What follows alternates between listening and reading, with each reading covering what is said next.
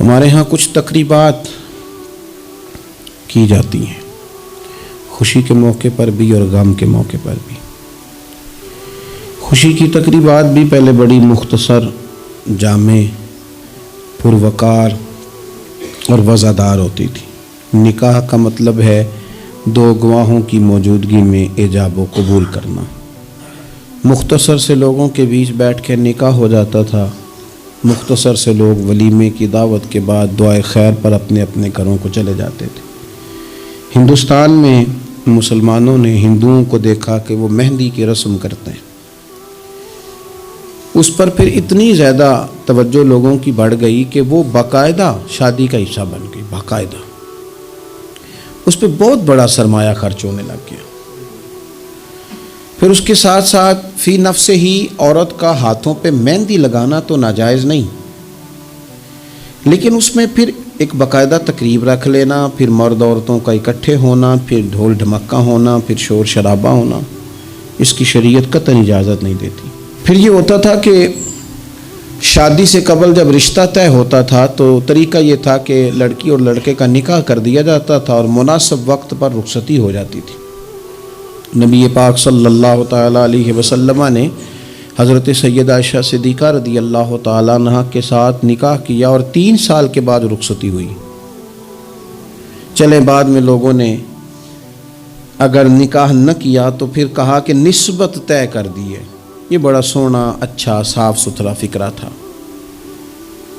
اب باقاعدہ اس نام کو منگنی کا نام دے دیا گیا، اور ہم دوسروں کی چال چلتے چلتے اپنی وزاداری بھولتے جا رہے ہیں۔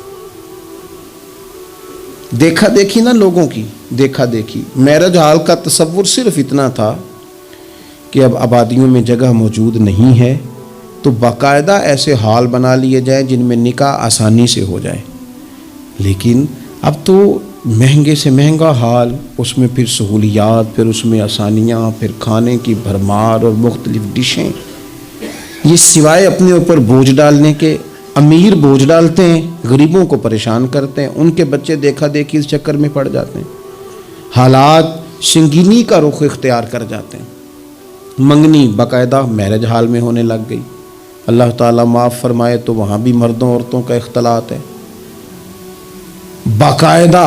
ابھی اس کا نکاح نہیں ہوا، وہ تو غیر محرم ہے، اس کو انگوٹھی دی جاتی ہے پہنانے کے لیے، اور لڑکا لڑکی کے ہاتھ میں انگوٹھی پہنا رہا ہے۔ ناراض نہ ہونا، حاجی صاحب بھی کھڑے ہوتے ہیں، نمازی صاحب بھی کھڑے ہوتے ہیں، وہ صاحب بھی کھڑے ہوتے ہیں جو مذہبی تقریبات میں آگے آگے دکھائی دیتے ہیں، لیکن یہاں دین ہی نہیں یاد آ رہا۔ کوئی شخص کلام کرنے کو تیار ہی نہیں ہے کہ میاں یہ تو حرام ہے، حرام ہے، اشد حرام ہے۔ جب تک ان کا نکاح نہیں ہو جاتا یہ ایک دوسرے کے لیے محرم نہیں ہے، لیکن کوئی روکنے والا نہیں۔ تقریبات بڑھتی گئیں، بوجھ بڑھتا گیا، بہت بڑا سرمایہ۔ ویسے بھی مسلمان نے کوئی، اس کی تو زندگی بڑی بامقصد ہے، اس نے کوئی یہاں الجھ کے تو نہیں نہ رہ جانا۔ پھر اور باتیں بڑی، سالگرہ ایک پورا وتیرہ اختیار کر گئی ہے، گھروں کے اندر سرائیت کر گئی ہے سالگرہ، ایک پوری تقریب بن گئی ہے، ایک پورا خرچہ لے گئی ہے وہ۔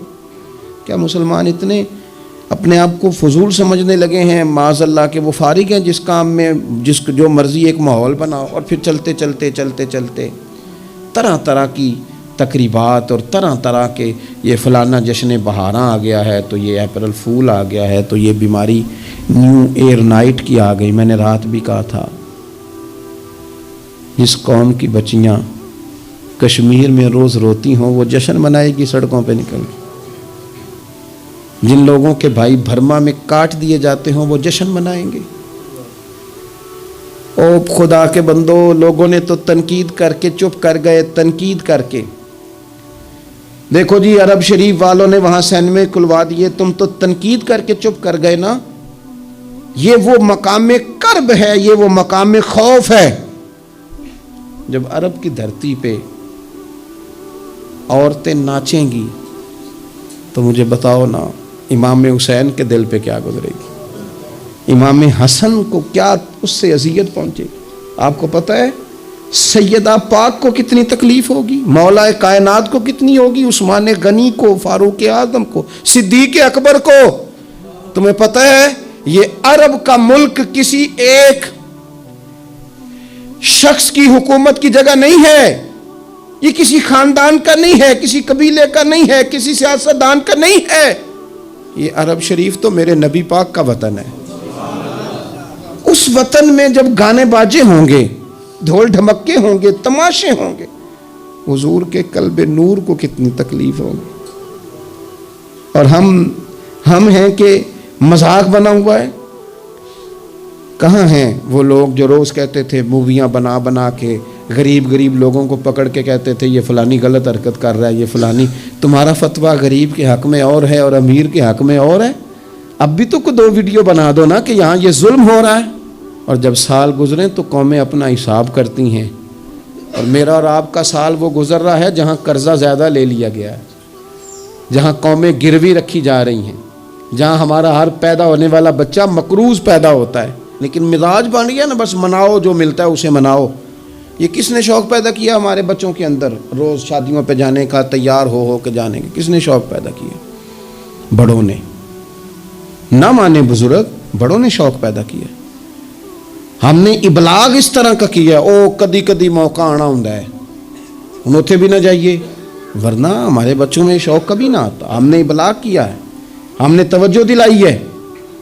बच्चे छुट्टियां कर रहे हैं, ये हम परेशान हैं इन दिनों में। पेपर बच्चों के करीब है मदरसे के, और चौथे दिन को बच्चा दरख्वास्त लेके आ जाता है, फ़लाने की शादी है, फ़लाने की शादी है। मेरे अब्बा जी कहा करते थे, थोड़े से हम बड़े हुए तो अब्बा जी शादी पे जाना है तो कहते थे जवान मुंडियां दा की काम में व्याह ते जाने दा, हम जाएंगे ना तुम्हारी अम्मा जाए, घर लो आराम से।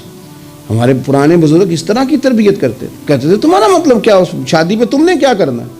और यहाँ सारा काम ही बच्चे और बच्चियों को दे दिया गया, बच्चे और बच्चियों को, और तैयार करके नहीं जाता। किसी ख़ास जगह पे कोई मजबूरी हो जाए, कुर्बत इतनी ज़्यादा हो कि रहा ना जाए, तो कभी निकाह पढ़ाने के लिए जाऊँ ना तो बस मेरे कानों से आवाज़ टकराती नहीं, लेकिन मैं समझ जाता हूँ कि क्या बातें गूंज रही हैं। और पर्दा ही कर लो थोड़ा सा। वो कहते हैं पर्दा, ये बच्ची के निकाह की मूवी ना बनी तो फिल्म ही नहीं मुकम्मल होगी।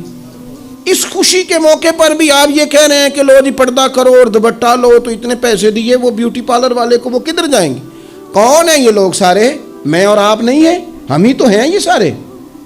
ये किस पर तनकीद करके हम चुप कर गए हैं? हम सारे खुद हैं, और हम सब मिल मिला के इस सोसाइटी का हिस्सा बनते जा रहे हैं। अब तो भाई वो महंगे मैरिज हाल के अंदर जब मैरिज हाल लिया जाता है तो एक समत औरतें, एक समत मर्द, और बीच में पर्दे का बंदोबस्त भी नहीं कराया जाता, क्योंकि ये तो दिकियानूस लोग हैं जो पर्दा कराते हैं। वो कहते हैं लो इतनी तैयारी की, कपड़े दिखाने किसको हैं, तुम पर्दा करा रहे हो। खुदा से डरे, मुसलमान इन अबस कामों के लिए नहीं है। तू तो ऊंचे मकासद के लिए आया। तू देखना, तेरी तो बड़ी अजमत है। कुंतुम खैरा उम्मतिन उखरिजत लिन्नास तामुरूना बिल मारूफ व तनहौना अनिल मुनकर। तुझे तो भेजा था कि तू दुनिया में खैर आम करेगा, बुराई का हाथ थामेगा। तू कहां उलझ के रह गया? अपनी तकरीबात पर थोड़ी तवज्जो दें। एक तो ये खुशी की तकरीबात, फिर एक गम की तकरीबात।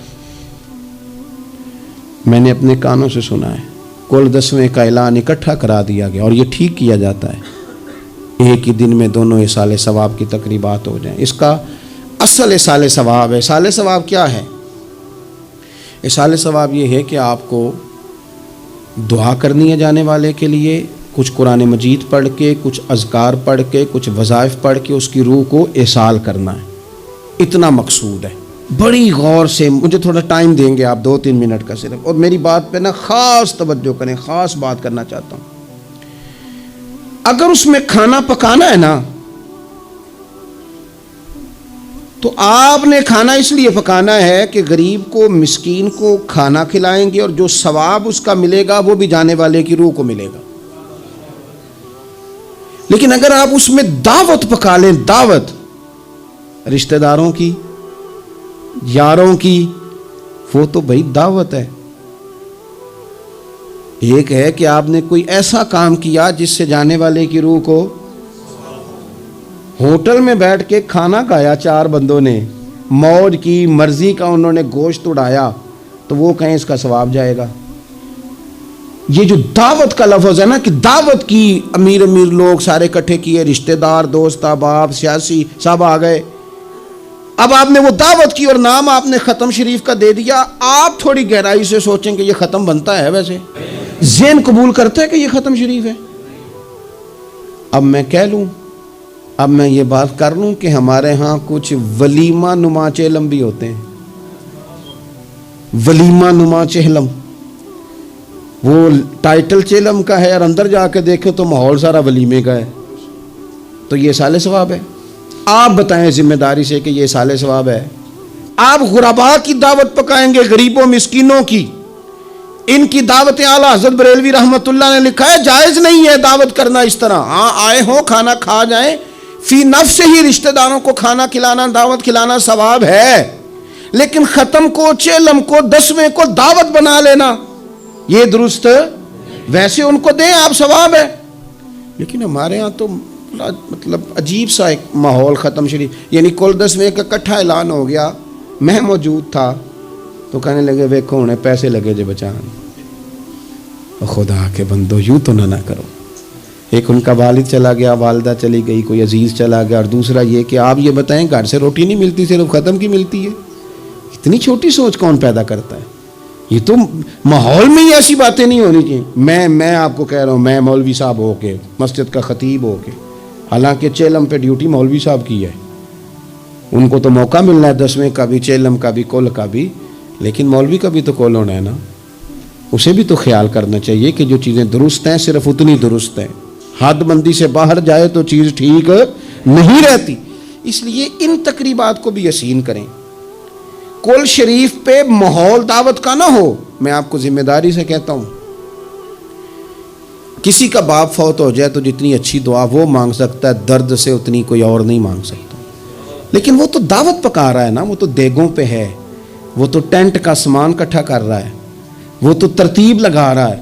اور میں ذمہ داری سے کہتا ہوں, کل سے پہلے 10ویں کے بعد, چہلم کے بعد بیٹوں کی لڑائی ہوتی ہے کہ خرچہ زیادہ ہے, تم حصہ نہیں پورا دے رہے. یہ سال ثواب ہے؟ تیرے ذمہ 25,000 ہے, تیرے ذمہ 30,000 ہے, یہ سال ثواب ہے؟ یہ غلط چیز ہے. کیونکہ آپ, ایک ماحول ہے دعوت کا, ایک ماحول ہے دعا کا, ان دونوں میں فرق ہے.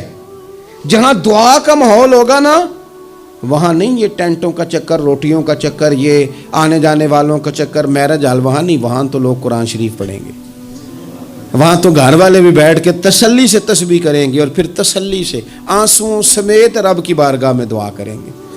دعوت اور دعا کا ماحول ہی الگ الگ ہے. اس لیے جو ہماری تقریبات اصال ثواب کی ہیں. اور پھر میں آپ سے عرض کروں, امیر بڑے بڑے چہلم کرتے ہیں, غریبوں کو مشکل میں ڈال دیتے ہیں, مشکل میں. پتہ نہیں بچا, دعوتیں نہ بنائیں کل 10ویں چہلم کو. دعوتیں یعنی مل بیٹھو, کپڑے نئے نکالو, پوری تیاری کرو, اور جناب وہاں جاؤ اور جا کے کھانا کھاؤ اچھا سا, خوبصورت سا, اور ساری توجہ ہی کھانے پہ. چونکہ وہ اس کو پتہ ہے کہ جس طرح شادی میں کھانا کم پڑ گیا تو عزت نہیں ہوگی, اس طرح اگر چہلم پہ کم پڑ گیا تو پھر بھی رسوائی ہوگی. تو جب کھانے پہ لگ جائیں گے تو دعا تو رہ گئی, جانے والے کا فائدہ نہ ہو سکا. دو ایک باتیں مزید اسی عنوان پر. اللہ تعالیٰ نے قرآن مجید میں یہ فرمایا کہ کل بفضل اللہ و برحمتہ فبذالک فلیفرحوا. اے محبوب علیہ السلام, آپ اپنے غلاموں سے فرما دیں کہ جب اللہ کا فضل اور اس کی رحمت ملے تو پھر خوشی منایا کریں, اظہار مسرت کریں. امام فخر الدین رازی رحمۃ اللہ علیہ نے یہاں ایک بات لکھی ہے جو بڑی خوبصورت ہے اور بڑی سمجھنے والی ہے. امام رازی رحمۃ اللہ علیہ فرماتے ہیں کہ یہ خوشی اس لیے نہیں منانی کہ انعام ملا ہے, خوشی اس لیے منانی ہے کہ رب کی طرف سے ملا ہے. خوشی اس لیے منانی ہے کہ محبوب نے دیا ہے. تو جب محبوب دے نا, وہ چند دن پہلے بڑا لطف آیا, بس ایک بات ہے بھولتی نہیں, سے ثبوت نہ منگو میتھوں, نظر کرم قد ہوئی, اے میں جانا یا دل پر جانے, غیر نہ جانے کوئی. یہ اس لیے خوشی منانی ہے کہ نظر کرم ہوئی ہے, اللہ نے نوازا ہے. تو اب جب اس لیے خوشی منانی ہے کہ اللہ نے دیے, تو پھر خوشی بھی وہی منانی ہے جس سے اللہ راضی ہو. اسی انداز میں رہنا ہے جس میں رب رسول راضی ہوں۔ تقریبات میں 2-3 چیزوں کا خاص خیال۔ ایک تو خرچ حد سے زیادہ نہیں ہونا چاہیے، اعتدال کے ساتھ خرچ کریں، فضول خرچی سے بچیں۔ ہمیں ایک قرضہ وہ ہے جو انسان مجبور ہو کے لیتا ہے، کوئی مجبوری آ گئی، کوئی تنگ دستی آ گئی، کوئی نقصان ہو گیا، ایسے مقروض کے ساتھ تو نبی پاک صلی اللہ تعالیٰ علیہ وسلم نے نا اظہار ہمدردی فرمایا، ایسے مقروض کو مہلت دینے کا کہا ہے جو مجبور ہو کے قرض لیتا ہے۔ حضور صلی اللہ علیہ وسلم نے فرمایا اگر تم نے کسی شخص سے قرض لینا ہے اور وہ تنگ دست ہے تو تم اسے مہلت دو، تم جتنے دنوں کی اسے مہلت دو گے نا اور جتنے پیسے تم نے لینے ہوں گے اتنے ہی پیسے روز اللہ تمہیں صدقہ کرنے کا ثواب عطا فرمائے گا۔ اظہار ہمدردی کیا، اور کریم ہے نا محبوب، لاجپال ہے نا محبوب، عطائیں کرنے والے ہیں نا محبوب۔ کون دیتا ہے دینے کو منہ چاہیے، دینے والا ہے سچا ہمارا نبی، اور مانگیں گے مانگے جائیں گے، منہ مانگی پائیں گے، سرکار میں نہ لا ہے نہ حاجت اگر کی ہے۔ حضور فرماتے ہیں ابن ماجہ میں محبوب کریم علیہ السلام کا فرمان موجود ہے، محبوب فرماتے ہیں میں مومنوں کی جانوں سے بھی زیادہ قریب ہوں، اگر میرا کوئی مسلمان مومن میرا امتی فوت ہو جائے اور اس کے ذمہ قرض ہو تو مجھ سے آ کے لے لینا، میں اپنے امتی کا قرض ادا کر دوں گا۔ اور حضور سید عالم صلی اللہ تعالیٰ علیہ وسلم، میں پھر کہہ رہا ہوں اس میں کئی روایات آپ کے سامنے رکھ سکتا ہوں۔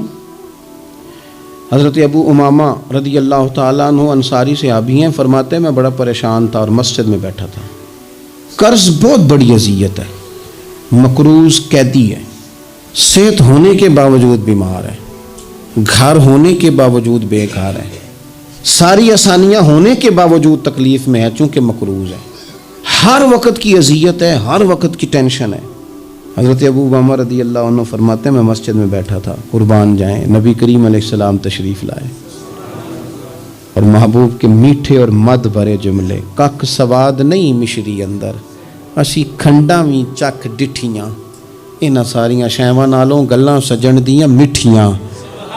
محبوب نے فرمایا ابو امامہ کیا بات ہے یار، یہ وقت نہیں مسجد آنے کا، اور اس وقت کے اندر میں تمہیں مسجد میں دیکھ رہا ہوں، اس وقت کیوں بیٹھے ہو؟ عرض کرنے لگے حضور مجھے قرض نے پریشان کر دیا، آزمائش میں آ گیا، حضور کیا کروں؟ تو نبی کریم نے فرمایا میں تمہیں دعا سکھاتا ہوں نا۔ حضور نے دعا سکھائی، کہاں پڑھو اللہم انی اعوذ بک من الہم والحزن واعوذ بک من العجز والکسل واعوذ بک من الجبن والبخل واعوذ بک من غلبۃ الدین وقہر الرجال۔ فرمائے اس دعا کو پڑھا کرو اللہ خیر کر دے گا۔ حضرت ابو امامہ فرماتے ہیں لوگوں میں نے یہ دعا پڑھی، میرے نصیب دیکھو، پڑھی میں نے پر سیکھی میں نے ڈائریکٹ حضور سے ہے۔ میں نے یہ دعا پڑھی، اللہ نے میرے قرضے بھی دور کر دیے اور میرے غم بھی سارے دور کر دیے۔ ہمارے تو وظیفے میں اعلیٰ حضرت نے اس دعا کو شامل کر دیا، فرمایا اسے پڑھو، صبح بھی پڑھو شام بھی پڑھو، غم بھی دور ہوں گے قرضے بھی دور ہوں گے۔ اور یہ روایت سنن ابو داؤد شریف میں موجود ہے۔ عزیز بھائی نبی پاک اظہار ہمدردی کرتے، لیکن جو بندہ جان بوجھ کے قرضہ لے، جان بوجھ کے قرضہ لینے سے مراد کیا ہے؟ شہرت کے لیے، دکھاوے کے لیے، زیادہ خرچے کرنے کے لیے، مہنگی شادی کرنے کے لیے جو بندہ قرضہ لے اس کے بارے میں پتہ ہے رسول کریم صلی اللہ تعالیٰ علیہ وسلم نے کیا فرمایا؟ محبوب فرمانے لگے یہ المستدرک میں موجود ہے، ذرا لفظ دیکھیے گا حدیث کے، حضور فرمانے لگے میں کفر اور قرض سے اللہ کی پناہ مانگتا ہوں۔ میں کہہ چکا ہوں کہ شارحین حدیث نے لکھا یہ وہ والا قرض ہے جو بندے نے شہرت کے لیے لیا، خرچے بڑھانے کے لیے لیا، مہنگی شادی کرنے کے لیے، دکھاوے کے لیے کام کرنے کو لیا، مجبور نہیں تھا، جان بوجھ کے لیا۔ حضور فرمانے لگے میں کفر اور قرض سے اللہ کی پناہ مانگتا ہوں۔ تو صحابی نے عرض کی یا رسول اللہ آپ قرض اور کفر کو برابر کر رہے ہیں، ایک جگہ ذکر فرما رہے ہیں؟ تو حضور نے فرمایا ہاں میں ایک جگہ ذکر کر رہا ہوں، میں ان دونوں کا ذکر اکٹھا کر رہا ہوں، کفر اور قرض۔ اتنی بڑی بات، اعتدال میں رہیں، کم سے کم قرضے، اور یہ سارا کچھ ہو سکتا ہے، کوئی مشکل کام نہیں ہے۔ دوسری بات، ایک تو شادی میں خرچ کم سے کم کریں تقریبات میں، اور دوسری بات یہ کہ تھوڑا سا، تیسری گزارش تقریبات کے حوالے سے، تیسری اور آخری یہ ہے کہ ہم نہ شادی ہو، بیاہ ہو، کوئی بھی معاملہ ہو، ہمارا یہ مزاج بن گیا ہے کہ ہم نہ تعلقات نبھاتے ہیں. دفتر کے لوگوں کو بلائیں گے، ہمارے جو بزنس کے متعلقہ لوگ ہیں ان کو دعوتیں دیں گے، جن لوگوں سے ہمیں کوئی سیاسی سماجی کام پڑ سکتا ہے انہیں بلائیں گے. دعوت بھی کبھی کھلائیں گے تو کوشش کریں گے اس بندے کو کھلائیں جو بندہ نا جس کی ذرا فوٹو صحیح آتی ہے، لائکس اچھے ملتے ہیں. اسی طرح کا معاملہ شادی میں ہم نے کر لیا ہے، صرف اپنے فائدہ دیکھ کے، نفع دیکھ کے، بلکہ اخباروں میں بعض میں خبر آتی ہے فلاں کے بیٹے کا ولیمہ سیاسی اجتماع بن گیا. غرباء کو موقع نہیں ملتا. ہمارے استاد صاحب بات سنایا کرتے تھے، وہ فرماتے تھے کہ ایک آدمی کو کسی نے بلا لیا شادی پہ، تو کسی گیراج میں کسی ورک شاپ پہ کام کرتا تھا، تو وہ نہ وہیں سے کپڑے نہ بدل سکا، انہی کپڑوں میں اسی طرح آلودہ تھے کام کے ساتھ. اس نے کہا کہ اگر میں گھر گیا تیار ہونے تو وہ لیٹ نہ ہو جاؤں، تو اسی طرح چلا گیا. اس کو چوکیدار نے اندر ہی نہیں جانے دیا، کہا تو کدھر آ گیا. اس نے بڑی کہا بھی مجھے بلایا ہے، میرا تعلق ہے. اس نے کہا نہیں تجھے کیسے بلا لیا، کیونکہ اسے پتہ تھا نا ان لوگوں کا تو اسٹیٹس ہی اور ہے، غریب آدمی ان کی دعوت میں. اس نے کہا جا تجھے نہیں بلایا، اندر ہی نہیں گھسنے دیا. اب وہ جلدی سے گاڑی بھگا کے گھر گیا. وہ کاٹن شاٹن مایا شایا تگڑے کپڑے، ویسٹ کوٹ، اچھے طرح سوٹ بوٹ پہن کے جب وہ واپس لوٹا نا تو اس نے جناب خود سے اسی چوکیدار نے خود دروازہ کھولا، اندر بھیجا. اب وہ جب کھانا شروع ہوا نا تو اس نے ایک ڈونگا لیا سالن کا اور اپنا کرتا پکڑ کے اس میں ڈبو دیا، پھر دوسرا کرتا ڈبو دیا. لوگوں نے کہا تم باولے تو نہیں ہو گئے، یہ کیا کر رہے ہو، اپنے کپڑے آلودہ کر رہے ہو سالن سے. کہنے لگا میری تو دعوت نہیں، دعوت تو کپڑوں کی ہے، اگر میری ہوتی تو مجھے تو پہلے بھی داخل ہونے دیتے. یہ تو ان کپڑوں کی دعوت ہے میاں، تو یہ چونکہ ان کی دعوت ہے تو انہیں کہہ رہا ہوں کھاؤ کھانا، میری تو ہے ہی نہیں دعوت. ان کو کھانا چاہیے، اس لیے کہ یہاں تو گاڑیوں کی دعوت ہے، یہاں تو کوٹھیوں کی دعوت ہے. یہاں تو دعوت اس بات کی ہے کہ بڑی پجاروں میں کون آیا ہے. رسول کریم صلی اللہ تعالی علیہ وسلم نے فرمایا ولیمے کے کھانوں میں بدترین کھانا، یہ صحیح بخاری ہے، فرمایا ولیمے کے کھانوں میں سے بدترین کھانا وہ ہے اس میں امیروں کو تو بلایا جائے پر غریبوں کو نہ بلایا جائے. وہ بدترین دعوت ہے. اس لیے بعض صوفیہ تو یہ فرماتے ہیں کہ کوشش کر کے نا بعض غریبوں کو منت کر کے لے آؤ اپنے ولیمے کی، اپنی تقریبات کی دعوتوں میں، تاکہ تمہارا کھانا اچھا کھانا تو بن جائے نا، تمہارا کھانا بہترین کھانا تو بن جائے نا، تمہارا کھانا اعزاز والا تو ہو جائے. کچھ تو غرباء کو دعوت دے لو، لیکن ہماری تقریبات ہماری ذاتی معاملات کا حصہ بن جاتی ہیں. میں تو مذہبی تقریبات بھی دیکھتا ہوں، مذہبی تقریبات میں بھی ہماری پوزیشن کچھ اسی طرح کی ہے. میں اپنے بارے میں کئی دفعہ دوستوں کو کہہ چکا ہوں کہ دین کا خادم سمجھ کے دعوت دینا تو بڑی اچھی بات ہے، لیکن ہمیں برانڈ نہ بناؤ. ہمیں بعض جگہ بڑی اچھی طرح سمجھ آ جاتی ہے کہ بعض آدمی کا بات کرنے کا سٹائل کیا ہے، اور جو آدمی روز اتنی لمبی چوڑی تقریر کرتا ہے اس کو جب آگے کوئی شخص بات سنانے کی کوشش کرتا ہے تو پتہ چلو اکثر چل جاتا ہے کہ کہاں سے بات کر رہا ہے. چلیں جواب نہ دینا کئی دفعہ اخلاقی طور پر درست نہیں ہوتا. دینی تقریبات کو کوئی ضروری ہے کہ 600 آدمی 400 آدمی بیٹھے گا تو پھر ہماری محفل ہوگی؟ کوئی ضروری ہے؟ اس لیے تو غریب آدمی نے جلسے کو ہاتھ ڈالنا ہی چھوڑ دیا، جلسہ مہنگا ہی بڑا ہے. غریب آدمی نہیں یہ کام کرتا، وہ کیسے محفل کرے گا؟ وہ تو آپ ساؤنڈ والے کے پاس جائیں تو کہتا ہے دور بدل گیا ہے، اب کہاں 1500 میں ساؤنڈ لگتا ہے. وہ تو چونکہ ہم نے ہر چیز کو برانڈ بنا دیا، کمرشل کر دیا، ماحول اور طرح کا بنا دیا. یہ کام نہ کریں، آپ اس کو دین ہی بنائیں اور یہ ذوق ہی رہے نا تو بھائی اس کے لیے پھر کسی آرٹیفیشل نعت خواں کو بلانے کی ضرورت نہیں ہوتی. محلے کا لڑکا بھی سونی نعت پڑھ لیتا ہے. اس کے لیے پھر اپنے خطیب صاحب بھی بڑی بہترین تقریر کر لیتے ہیں جو ہمیں 5 نمازیں پڑھاتے ہیں. پھر یہاں بھی سارے کام، لیکن ذہن تقریبات کے لحاظ سے بن گیا ذرا بڑا اونچا سا. دین اپنی ذاتی حیثیت رکھتا ہے. اپنی تقریبات کو شستہ کریں، سنجیدہ کریں، صاف ستھرا کریں. جتنی بھی قباحتیں ہیں، اخلاقی ہیں، مالی ہیں، ان کو دور کریں. ہم مسلمان ہیں، مسلمان بڑا سنجیدہ سا ہوتا ہے، سونا سا ہوتا ہے، اس کے رویے بڑے میٹھے ہوتے ہیں، اس کے آنے جانے کے معاملات میں شائستگی ہوتی ہے. اسے دیکھ کے پتہ چلتا ہے کہ یہ رسول اللہ کا ماننے والا ہے، یہ نبی کریم علیہ الصلوۃ والسلام کا تربیت یافتہ امت ہے. اللہ تعالیٰ سمجھ عطا فرمائے. آخر دعوانا الحمد.